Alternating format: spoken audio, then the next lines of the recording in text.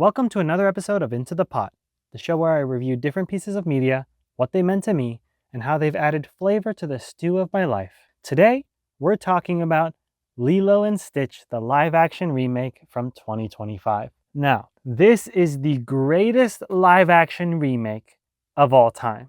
So now that I've completely lied and got your attention here, let me just tell you, they've massacred Lilo and Stitch. Like, I don't even think that I wanted to talk about Lilo and Stitch, but seeing just how different and how divided people are about it really just speaks to me so deeply because of how important and meaningful the original Lilo and Stitch was, and how they've essentially turned a meaningful piece of artwork into junk food has really spoken to me and really shown me just how we regressed as a society and are making movies and things for profit rather than for art. And especially with the introduction of AI and Google VO3 putting out literal movie shots completely computer generated by AI, it just shows me that companies don't really care about making a good story.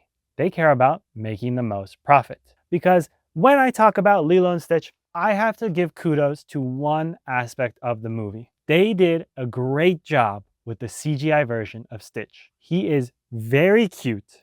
He has great reactions and interactions. And overall, the point of the movie was to make Stitch so cute that they would sell more merchandise. And I think they succeeded. I think Stitch was an amazing little goofball and really hit at home to his personality of the original. When it comes to Lilo, I think Lilo did a great job considering the story.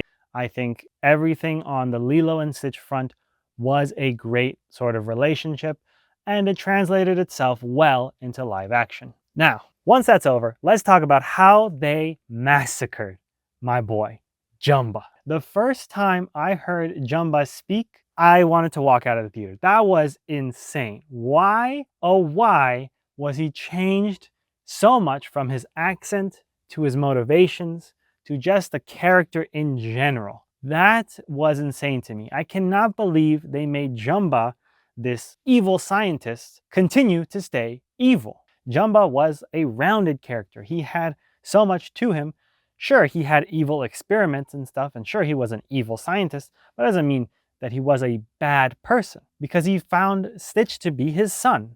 And I really appreciated that with the original. And changing Jumba to be a complete villain with no sort of redemption whatsoever, and at the end of it, he just goes away and gets locked up. It's like, what was the point? You know? Like, it was so one-dimensional and so black and white. And then when we get to Pleakley, which I believe, personality-wise, they did a great job with Pleakley in the movie, but the overall character of Pleakley and the style that Pleakley had in the original was just so much better in the original that it just felt like a cheap copy in this latest one. And Pleakley was a decent job. Like, I think the personality of Pleakley was done well. I just think it just wasn't done as well as the original and made Pleakley really goofy with no sort of serious side. I think they did the best job with the Grand Councilwoman. I think she was fantastic and 100% accurate to how she was in the original movie. My biggest problem is the representation of Nani. Now, I am not as angry as many people are with the decisions of Nani. The pivotal decision, meaning that she left Lilo in the custody of her neighbor, David, and his grandmother to go to college in UC San Diego. Now, you can make the argument, why didn't she go to school in Hawaii? That's a great argument. I don't know why.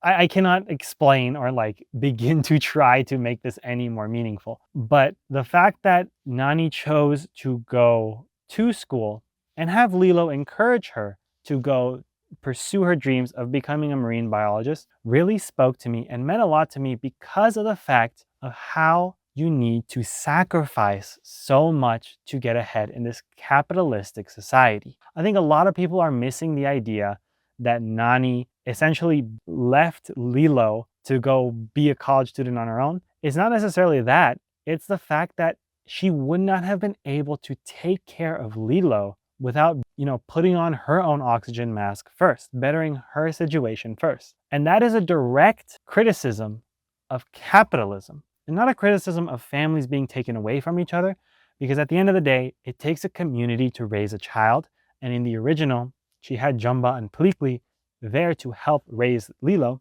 and in this one, she had David and his grandma, which again was a community aspect, but it just goes to show you that neither scenarios in Lilo and Stitch, she would have been able to raise Lilo and be with Lilo on her own because economically, she could not feasibly take care of a child.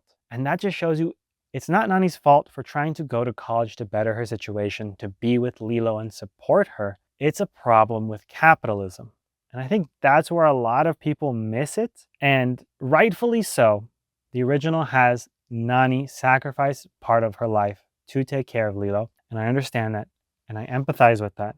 And I think it's so important of a story to say that. But in reality, it is unrealistic. But it's disingenuous to say that Nani left Lilo with the state so she can pursue her dreams. It wasn't that. It was that she had to sacrifice her life to go better her situation in order to take care of Lilo. And I know they try to rectify it with the portal gun. I know it feels a little cheap with that and everything too. But just overall, my initial gut reaction is I do like that Nani is able to go take care of herself and her life because she's just a kid too. They're both children trying to grow up in a world that they've lost their parents in. And it's very hard. And a lot of people have a hard time understanding how much of a struggle it is to provide for yourself as well as your dependents when you haven't even set up yourself for the future already. So I do empathize with that situation. I don't think it's a right decision to make with Lilo and Stitch. Honestly, had they just stuck to a one-to-one remake with the original, including Gantu and making Jumba a redeemable hero, a redeemable villain, it would have done so much better. But it really just goes to show you that they wanted to make this movie, quote unquote, safe. They wanted it to be a moneymaker that didn't try to stir up controversy and generally tried to be a very conservative, traditional movie and to showcase it a little as propaganda. But what they ended up doing is they made something so controversial by actively trying to make it less controversial, which is so weird. But it's a thing that I see like with generations and the upcoming movies and content that we create for children now. They are so sheltered from the harsh reality of life. And to say that, oh, Nani could be with Lilo and go to college and live out her dream and have her neighbor take care of Lilo and like have the portal gun to teleport anytime.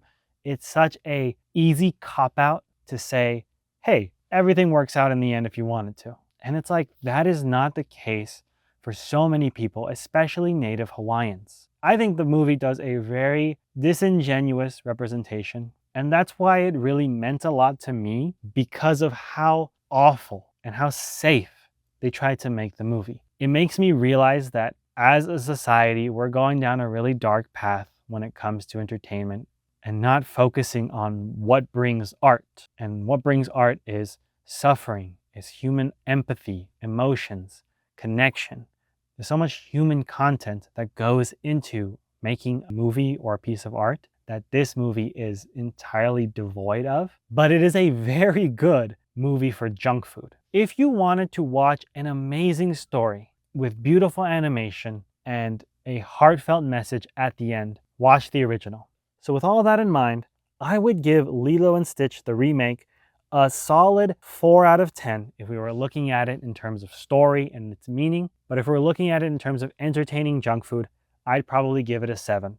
It is entertaining. Stitch is a fantastic character and is always entertaining to watch in the movie. So there you have it. I gave you my thoughts and opinions about what Lilo and Stitch, the remake, meant to me, and now I want to hear what you all think about it down in the comments. Do you agree or disagree with my opinions and the general consensus about it? Let me know, and if you enjoyed this video, consider dropping a like and subscribing for more. As always, check the links in my description for my main video essay channel and my Patreon to support the channel and recommend media to review next. Thank you all for watching, and I'll see you all next time.